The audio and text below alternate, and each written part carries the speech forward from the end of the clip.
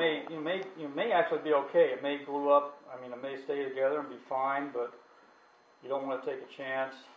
So talk to Malcolm Tibbetts about that. He'll straighten out real quick. So a lot of times, what happens is somebody will do something in a segmented piece, but the base will be solid. And if it's big enough, unless it's floating, if it's just glued on, something's going to give. So what I do then is I just tape these together.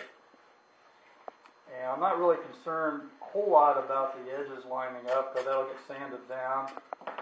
But generally speaking, this does the job. So once this is taped together, now as you can see, it's rare that these will line up exactly right. So what I use at home is I've got a Rigid, the brand at Home Depot, is like their house brand. They sell an oscillating belt sander. I don't know if the stores have it, but it uses a 4x24 belt. And so it goes around, also goes up and down, and then you can take the belt off and put those regular spindles on it. And it's a really great tool. It's like a miniature version of a big, like a Jet or Delta, the belt and disc sander. But I use it every day. I mean, I probably use that more than almost any other tool. And the nice thing about Rigid is they have a lifetime warranty on them. At least they did. I don't know if they still do or not. So I don't know if I can get all this completely down. I'll get close enough. So I use that to kind of flatten out these edges.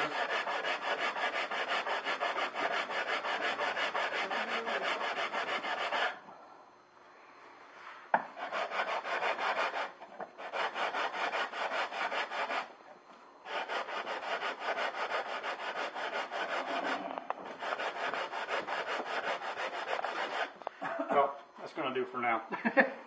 Okay, so now the next step is to put the top, is to make the top. So I've got this all turned, and generally speaking, I will paint the inside of these flat black, just so when you look in, you don't see anything. It's like looking into an abyss or a void.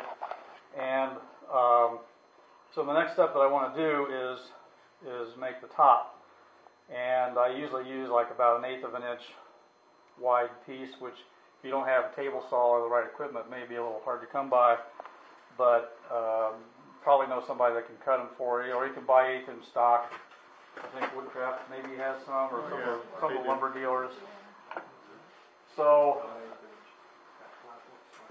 the trick on this is, assuming you want to put the hole for the finial right in the center, then the trick is, how do you find the center? And you can't do it after you cut this out. So at least I can't do it. So the way that I do this is I take the turn piece,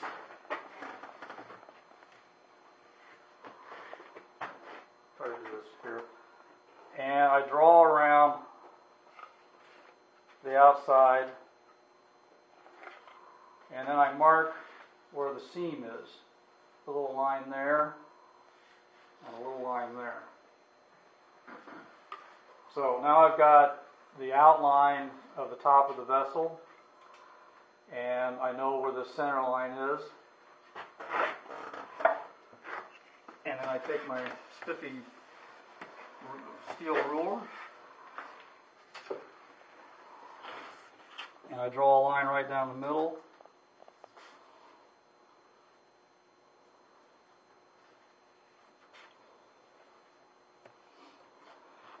So then I've got it bisected in half exactly, and then because I've got the center 0, I can line this up with each side, and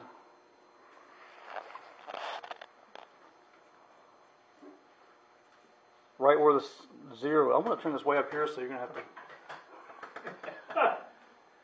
I can mark exactly where the center is. Is to, you got this lined up to do the initial drawing, then you take a washer. Let's see if I do it right here. Can people see it? Are you done with this? Yeah, let's just take that off. Okay. Well, I don't want my back to everybody. That's why we got the TV. So you just take a washer and run it around the outside with a pencil on the inside. And you get an evenly spaced line all the way around. You don't have to measure or mark or do anything.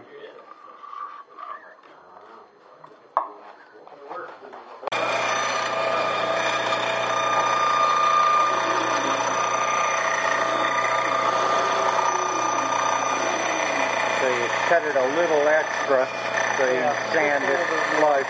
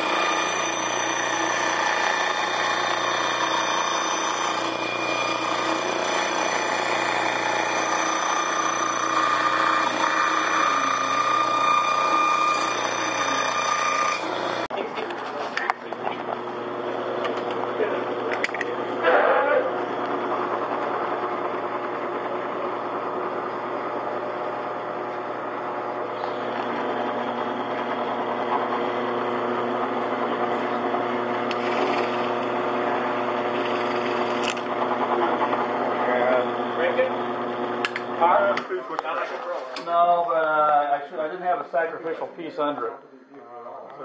So another object lesson here. Anytime you drill a hole in a piece of wood, put a sacrificial piece under it, oh, you get this nice little tear out. Yeah. So what I could do actually.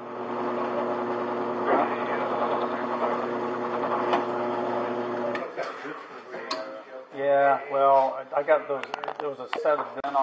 What I'd like to do, if it's all right with you guys, is like a Q&A.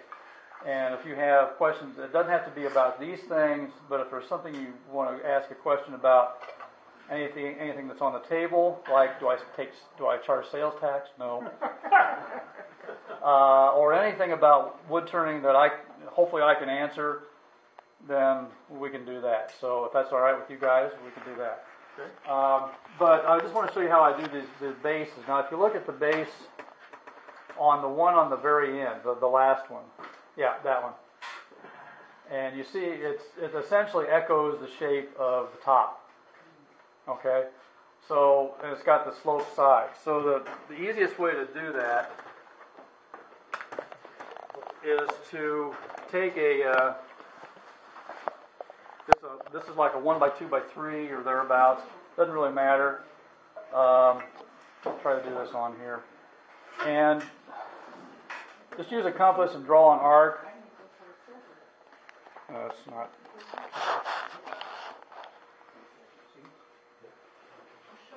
Well.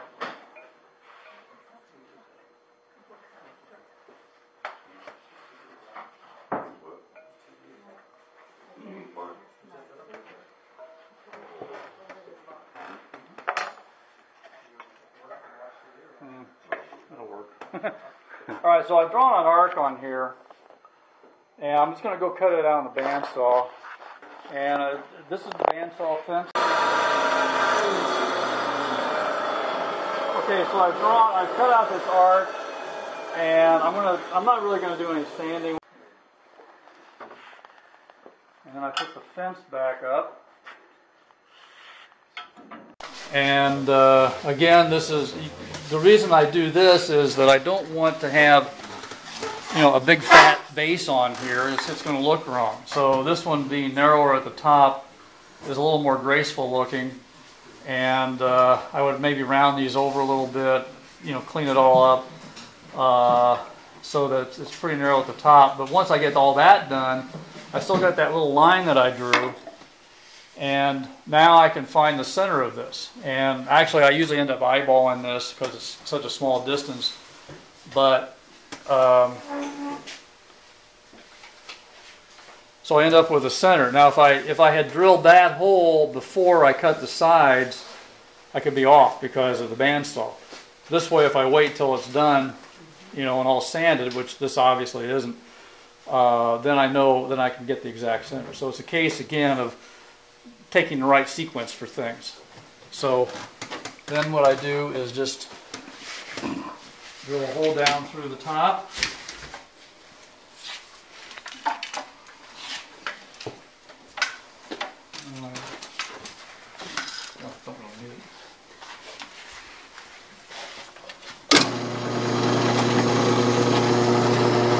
And I don't have to go real deep.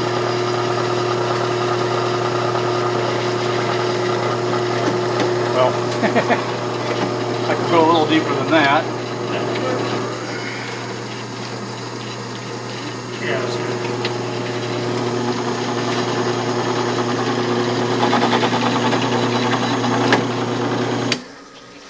And let me find my dowel piece again. Where'd it go? I'll just take one of these. Here's. No, okay.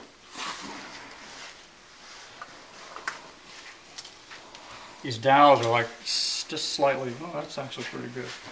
So, then when I put this in here like this, I end up with a base that exactly matches, or I mean is exactly centered in all directions, and will pretty much guarantee that the piece is going to sit straight up and down. So this was, and then I would do whatever finial I want to do. I can, if I want to do something on the top, I can make it thicker and then do some carving and stuff like that. But when I started making these, and I really don't know what got me started doing it. Probably there was some influence in seeing Steve Hatcher's work, and Molly and Marilyn Campbell's. But once I started doing it, I thought, wow, there's all kinds of things you can do with this. And so this was actually sort of the first type of thing that I did with it. And then we'll see on the slides how it kind of progressed from that.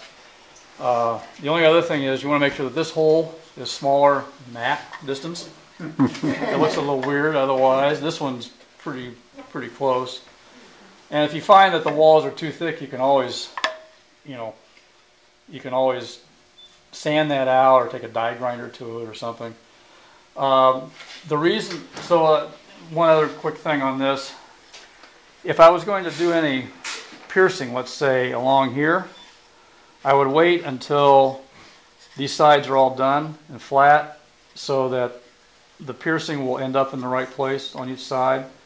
If I tried to pierce this while it's all as one piece, even if I knew where the line was, there's a chance after I cut it and sanded it that things wouldn't quite line up. So I want the piercing to end up at the same place each time. So I wait until this is all done. So again, it's a sequential thing. And a lot of this stuff is stuff you kind of learn as you go, and you do it one way and think, well, that didn't really work. So the next time you try something new. So when you sand this side, once you start, you cut it at 15, then you use a sander to match it more closely to the bottom of the... Well, I can. I mean, what I'll do is I'll round this over. Is that what you're talking about? Okay. Yeah, I think you can maybe see it on the piece over there. So that it kind of, the two sides kind of flow together.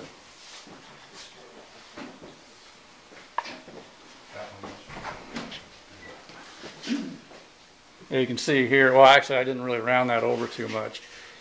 Okay. But you can also see where the piercing that I did, where it ends up, the piercing stops equidistant from the top on each side. Okay, does anybody...